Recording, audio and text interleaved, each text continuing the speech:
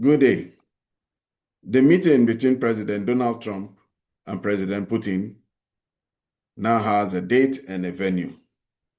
And we got to know about this in a social media post by President Donald Trump when he said, the highly anticipated meeting between myself as President of the United States of America and President Vladimir Putin of Russia will take place next Friday, August 15th, 2025 in the great state of Alaska.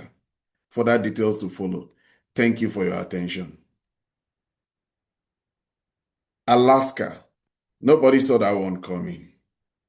Already, we had been sold a red herring that probably it will be in the Middle East, UAE.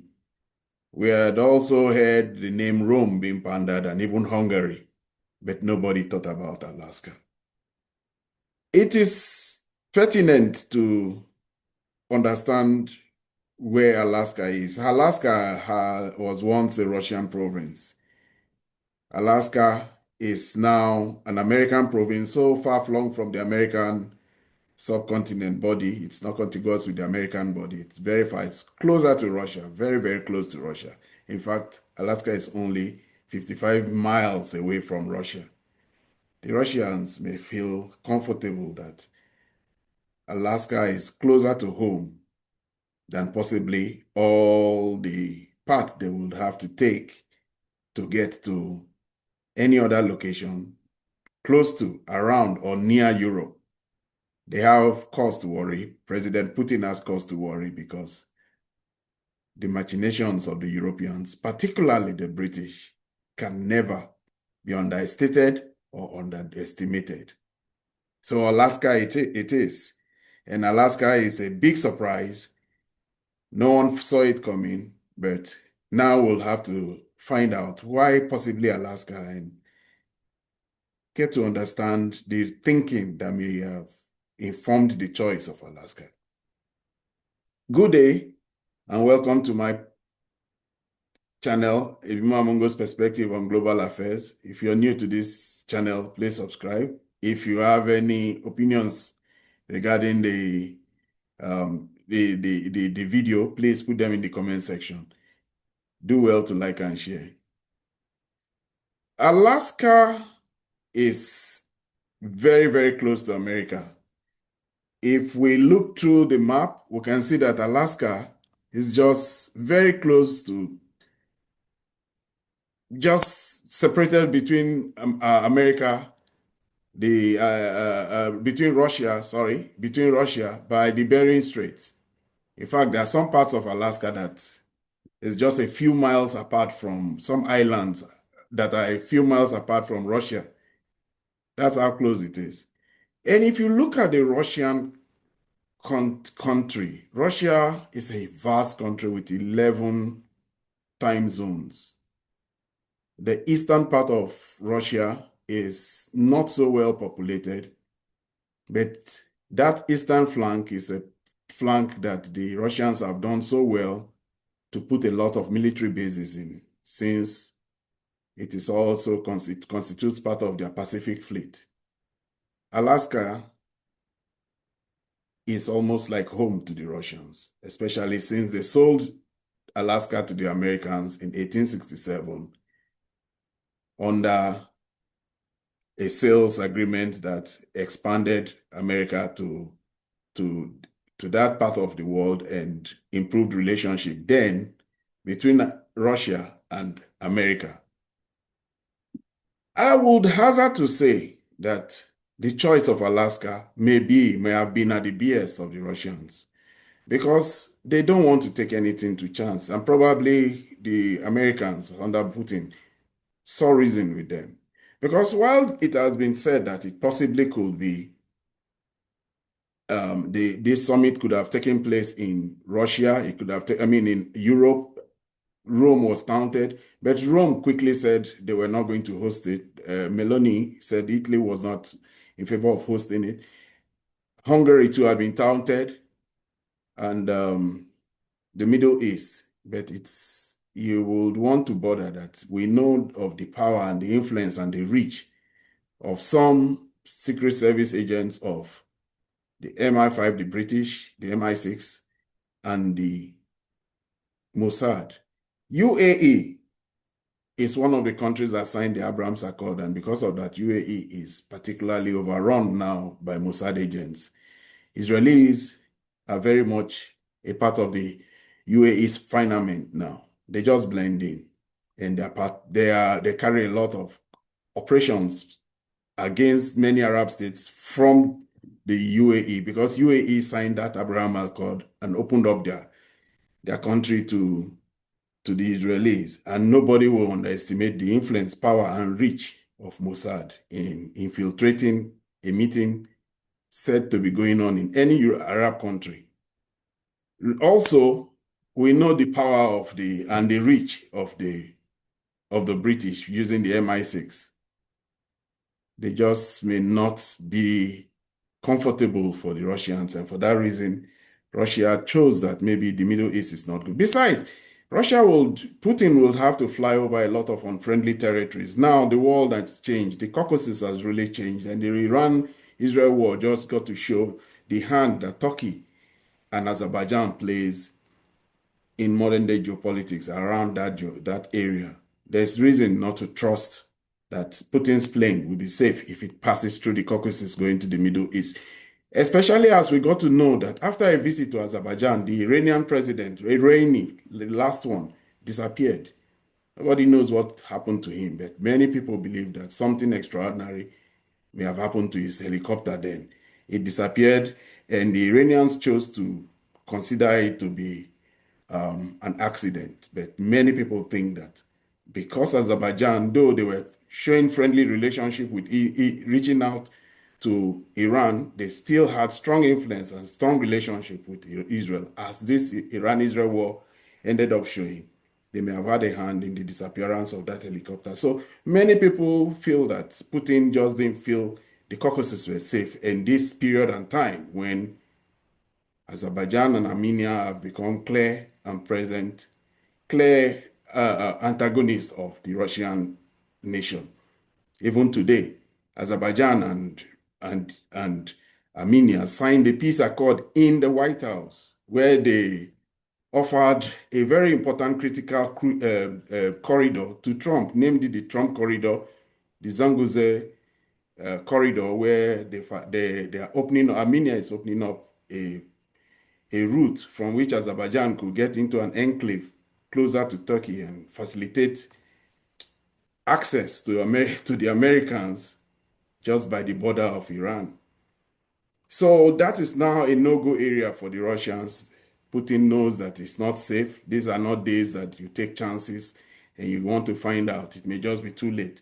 Whatever you decide to do, even if you drop an atomic bomb on any country, may just be an afterthought. So now we get to learn that Alaska has been chosen. Alaska, as I've shown on the map, has a lot of military assets of the Russians, the Pacific Fleet, and recently we saw that an earthquake happened in the Kamchatka area, and there they have a lot of Russian submarines. So the Russians may just feel that they can deploy enough military assets close to the American border, and they will be in the sea there anyway, to feel that their president will be safe and nothing can come close to them, especially as some European countries consider that an ICC ruling that designated President Putin a war criminal because he, as they alleged, he moved some Ukrainian children into Russia.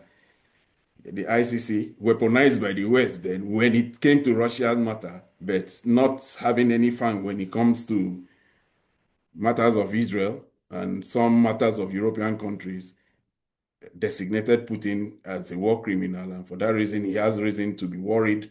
We doesn't know which country may come after him. Europe has not said much. Everybody is saying that Ukraine's interests must be taken care of. But we heard from President Putin's aide, Yuri Oshakov, who said the Americans made a proposal that was very palatable to them, and for that, they feel that it is necessary to move forward with this peace deal. Today, President Trump also said that there may be exchange of territories. And for that reason, he feels that there will be movement, there will be exchange of. We don't know which territory the Ukrainians hold in Russia. None. They don't hold any. Rather, it's the Russians that hold territories outside the four oblasts that they had already chosen to take, which are Kherson, Zaporozhye, Donetsk, and Luhansk. These four oblasts, they have said and incorporated into their country and their constitution, and they had said and told the Ukrainians to leave those four oblasts. Possibly, the trade-off will be that they will move away from Sumy and they will move away from Kharkiv, where they also have interest and they already occupied some part of Ukraine territory. Whatever it is, we're getting closer towards peace. And this talk of peace is really getting the European worried because the Europeans were shut out of this discussion completely. Europe has shown its hand to be very weak, very, very weak in the days leading up to this announcement. The capitulation, the quite dignified surrender of Ursula von der Leyen in Donald Trump's golf course in Scotland showed that Europe has no hand in this game. Europe wants America to be in this war, and Donald Trump has stated repeatedly, even long before his candidacy in 2015, that he wants America to pull out of Europe and stop bearing the load and being responsible for the security of Europe. Europe considered and gave him so much, the EU gave him so much in a deal that was so totally one-sided, but yet Trump has shown that he doesn't really regard them. But Trump has been showing many faces, like I have said. Trump has had to deal with very rabid Russia hawk, Lindsey Graham, Ken Blumenthal, the whole of the Congress, the senators, and then the Congress people who support Ukraine, and then the neocons, and then the deep state. The military-industrial complex that want this war to continue.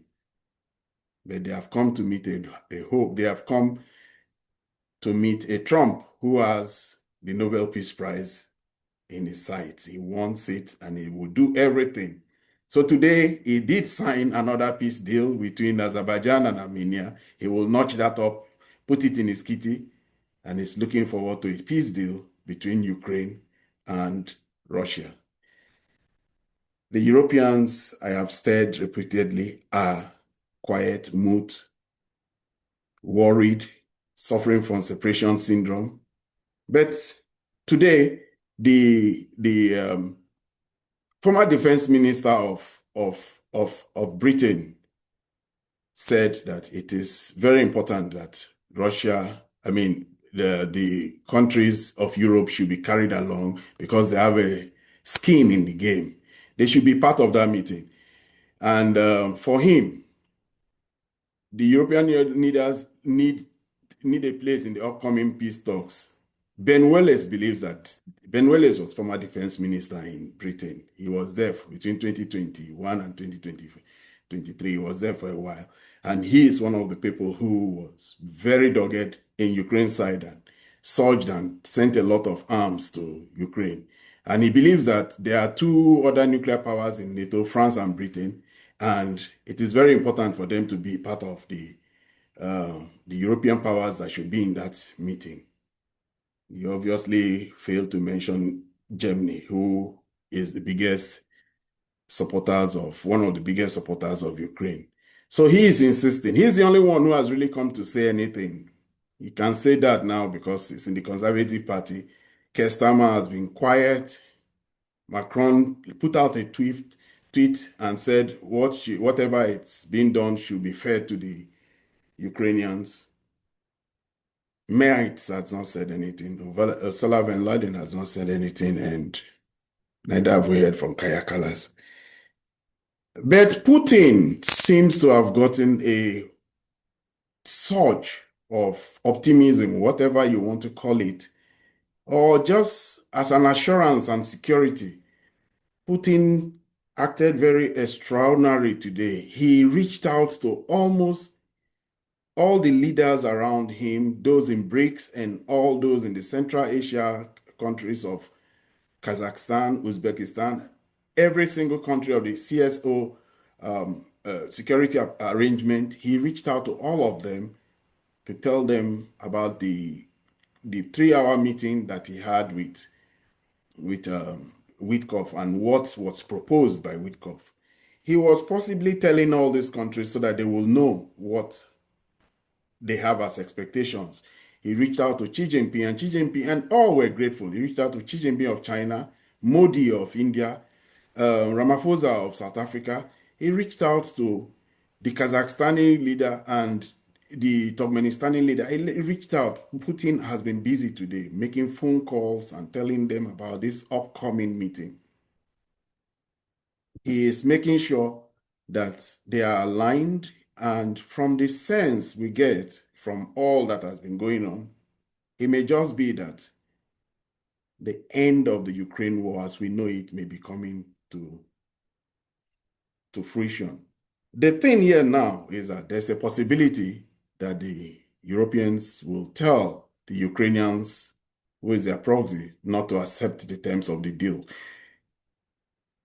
I said it yesterday that anyhow at all, Europe has no leverage. If Trump says he's leaving, and not just that he's leaving the Ukraine war, but that he's leaving Europe,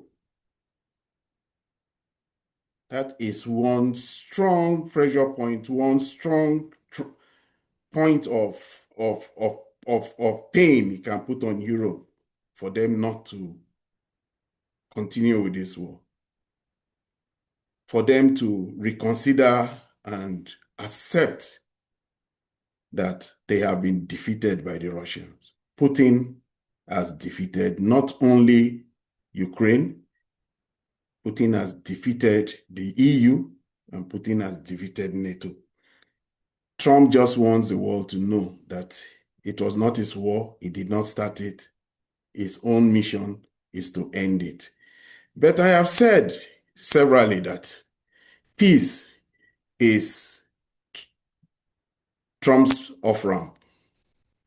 He has chosen this path of peace because he has no inkling, no desire, and no need, no urge to support the Ukrainians in whatever form, because he does have history with the Ukrainians, bitter history. The Ukrainians, Zelensky particularly, and a Ukrainian whistleblower led through some statements and they made to the Congress, led to his impeachment the first time. Nobody thought he would come again. Everybody thought Trump was finished as a politician. 2 impeachments in his first tenure, crushing defeat, even though he said the election was rigged, and 35 barrage law cases. He was chased with lawfare. He was moving from one court to another, and nobody thought that one day he will have most of those cases upturned, gain the candidacy of the Republican Party, and deal a crushing blow to the Democratic Party's candidate,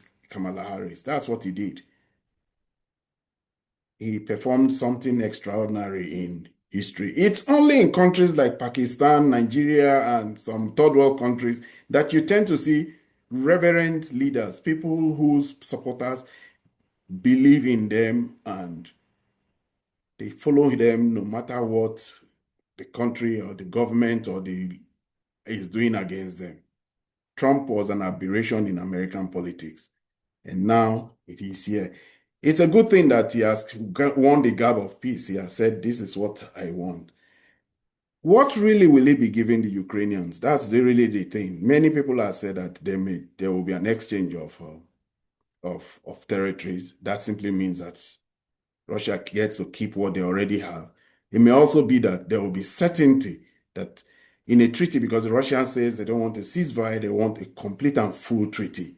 The Russians may just have the Ukrainians sign and agree to the fact that there will be a neutral country and will not choose to be in any military bloc. The Russians have also said they don't want the Ukrainians to be in EU because EU is now a Russophobic entity. In fact, Viktor Orban of Hungary has said EU is possessed by a virus, a war virus that is so warmongering now. They have all their thinking and all their daytime thinking focused on just fighting a war with Russia. They even have a date for it, 2027. So what will be the terms that will be given to Ukraine? Ukraine already, we now know, is wary of this war. 70% of Ukrainians in a Gallup poll just came up and said they probably don't want this war. They said it clearly, 70% of people don't want this war. Already we are seeing Ukrainian politicians condemning this war now, positioning themselves for a possible replacement for Zelensky, that we hear the long knives are out to replace him.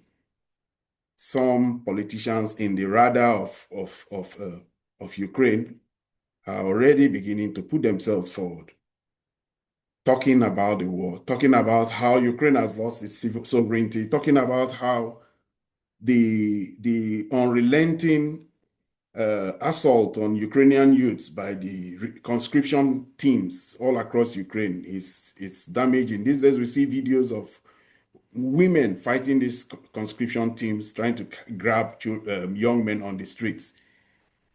They are all now buying into the public sentiment that they are wary of this war, and many of them want the war to end. So many Ukrainians even feel that the war should end even if they lose the territories in the east. They just want to continue with their lives. These unrelenting drone attacks by President Putin has taken a toll on them. They are worried and they want to get on with their life. Already the Ukrainian society has been damaged, we know. Many of them are now refugees, surviving on the goodwill. For the first 2-3 years, there was goodwill for Ukrainians in Poland, in Germany, in Britain, and all across Europe, even in America. Though Donald Trump has said he will not get against the status of Ukrainians in America, we really don't know how well he will keep that promise. But we know for certain that Germans want to reduce the benefits Ukrainians enjoy. They enjoy citizens' benefit, full citizens' benefit. And the Britons too are also doing something about the Ukrainians. The Ukrainians don't integrate. They don't, and since they have benefits, they don't work. Well, what they do in Europe, where a lot of them are refugees now, a large part of them, 10 million already, have been said to have left the country. The country that may have started the war before the war, for a population of 40 million, is now estimated to just have between 25 to 27 million people. Many have left. Many have left. And many have been killed in the war with Russia on behalf of the NATO forces. What Zelensky's fate will be, we really don't know. What the reality of the terms of peace President Trump and President Putin is putting together, we don't know. But what we know is that there's a strong hint that this meeting is more a bilateral one between America and Russia to try and repair the diplomatic cleavages and damage that had been done by the Republicans, first under under Obama, and then later under Biden, and also the neocons who never wanted good relationship between America and Russia. It may just be that we may be seeing the reason for the meeting being more bilateral also at a time when there's a need to renew the START nuclear treaty. All these treaties that are very important to the well-being of the world. It may just be that these are the main contingent points that they want to discuss rather than the Ukraine war. The Ukraine war may just be an aside, and the interests of Russia, lifting sanctions against Russia, bringing Russia back into the international community.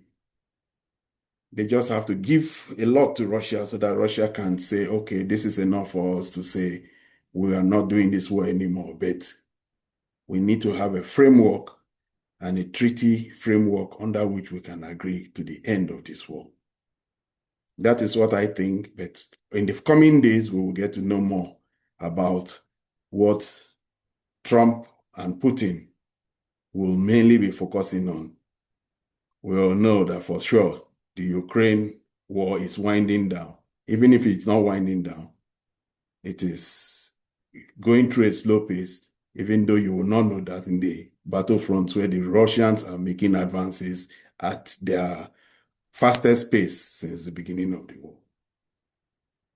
Let's look out for what's going on. If you think President Trump has good intentions for Ukraine, or if you think that the Europeans may scuttle this meeting, even if it is held under a tree or under the sea in the Bering Straits, the British will find a way to reach there and find some false flag to make this meeting not to hold. If you think that the Germans will do something about it, or maybe the Germans may just be giving a sigh of relief because of all the Orishnik missiles that are now pointed towards Berlin from Belarus.